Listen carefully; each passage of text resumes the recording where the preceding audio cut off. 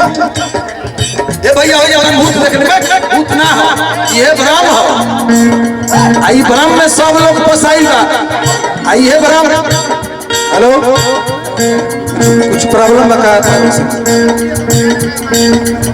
ऐसे गांजा पिए लगो। अरे दारू में तो बेलो हो जाए, गांजा में बेलो ना मिलेला, नारकोटिक्स हटे। दारू तो लिक्विड में आवेला, तरह के 6 महीना 2 महीना पर बेल मिल जाए, बाकी गांजा में जाइए धराई हो। ओकर कागज पत्र भारत सरकार में नहीं खबर बेल वाला। सावधान रहिए। यहाँ खुशियाँ हैं,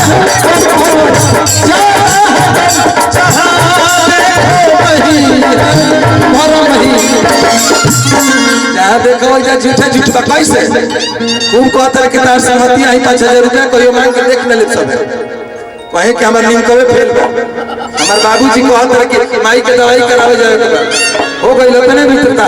लेकिन कि मेरे दिल की दुनिया बसे ना बसे,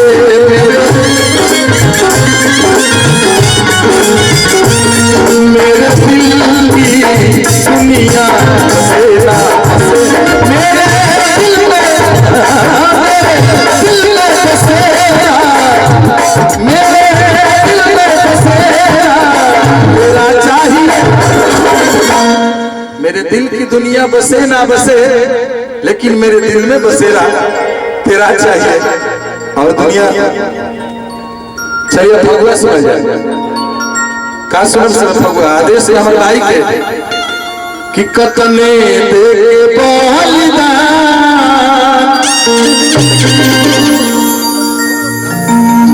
हम जानत और मुंह देख के जान नहीं करवे हेने थोड़े तक खातिर मतलब भी निकलवा ऐसे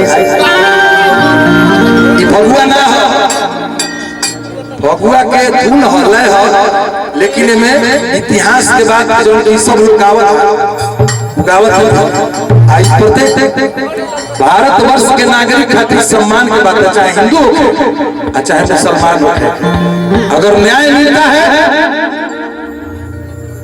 तो न्याय केकरा के मिला?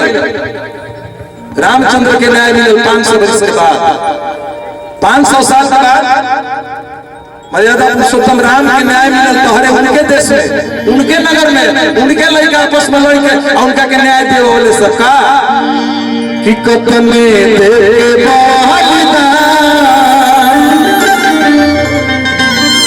देखो सब आज भगत बाटे राम के मंदिरवा, वो दिन गावत हम चित बड़ा गा सही इच्छा पालन ढेर जुटल किसिया के पैसे ना दे बहुत है कि तो भाजपा के प्रचार करे लड़की तो नहीं गावे। अब राम जी के मंदिर भाजपा वाला वाला कि मैं देश के नागरिक बनाऊं, रामनवमी की छुट्टी काहे कहीं दे तो राजा राम जी तार रहले तार बाबू के घर के रहले बात सही में पकड़ के चाहिए कि कतने दे बलिदान आज भगत बाटे राम के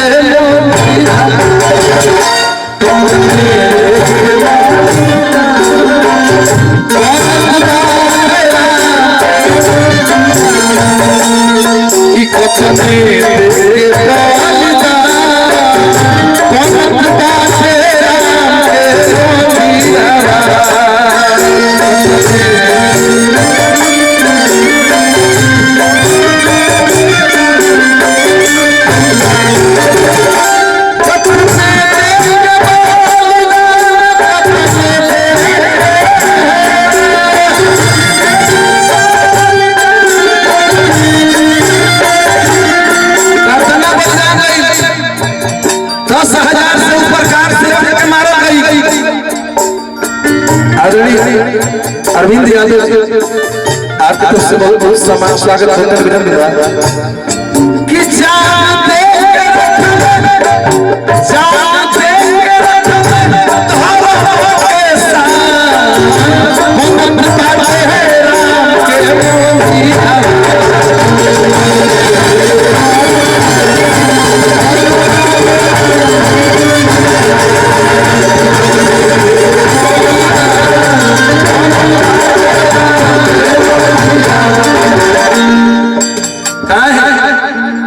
जब जब मंदिर बुझाइल ना बनी तब भारत देश के लोग ही कार सेवक बन के कहल कि बरियारी बना दे जा।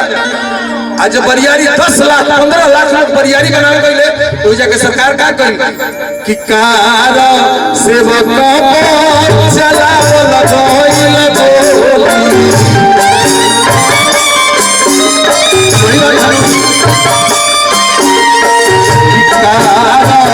सेवक चलावल गइल गोली।